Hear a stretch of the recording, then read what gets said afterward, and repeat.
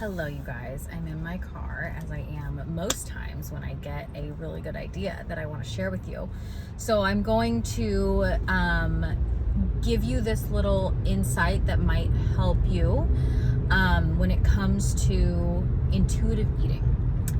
I think we hear that term a lot, and I don't know what it means to people across the board. I think it could mean a lot of different things. I think some people are like, oh, ice cream, I'm intuitively eating. And then other people are kind of like really trying to pay attention to their hunger cues and really trying to pay attention to their fullness cues. And I always say God gave us hunger cues for a reason. And so we need to be listening to that and really think about like, okay, if my stomach is like actually hungry, let me think about food. And if I salivate, like this is a thing, if I have a response to thinking about a certain item, even if it's an apple or something very healthy, am I actually hungry? So I think that that's one thing that, something to think about.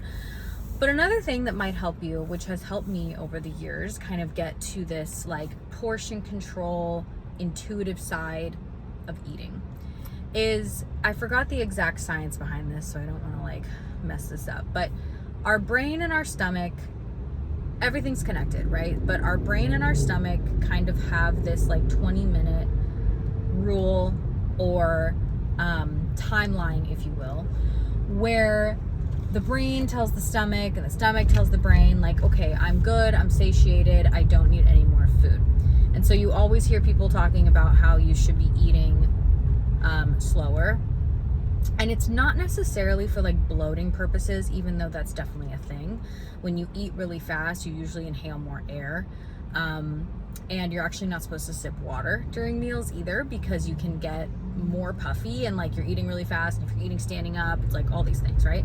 But back to what I'm saying is that when you do eat slower, and I'm not saying you need to set a timer on yourself when you eat your meals and like be crazy with it, but if you kind of look at the clock when you start eating lunch, or look at the clock when you start eating breakfast, that's a big one that people, rush a lot.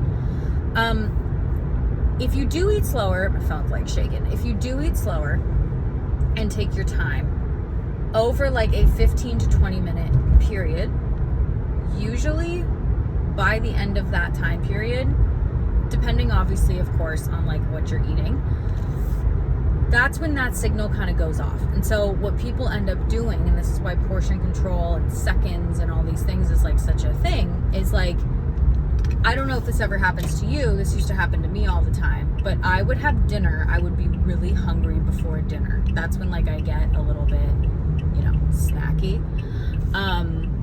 And if I didn't have a snack, or I was like, okay, dinner's ready, and I was like so hungry, I would get my meal, I would eat, cook at home, whatever, and then I'd be like, okay, I'm gonna get like a little bit more because I'm still hungry. When in reality, I ate that meal so fast, like probably in like 8 to 10 minutes.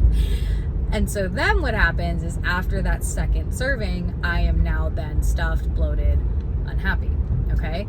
So this can kind of be like on your road to intuitive if this is helpful for you.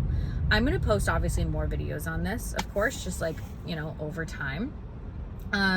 Because I have a whole nother thing about portion control and like the hand method and things like that. But the importance of being aware of portion control, especially when you are at a restaurant or ordering food, because that is a completely different ballgame, and the portions are wacko, and that's that. But I just wanted to post this and see if that resonates with any of you, helps any of you, because this is something that I think about all the time when I am eating, and it really kind of helps you get to that point and be in tune with your body. So comment below if you have any questions, and I hope you guys are having a great day.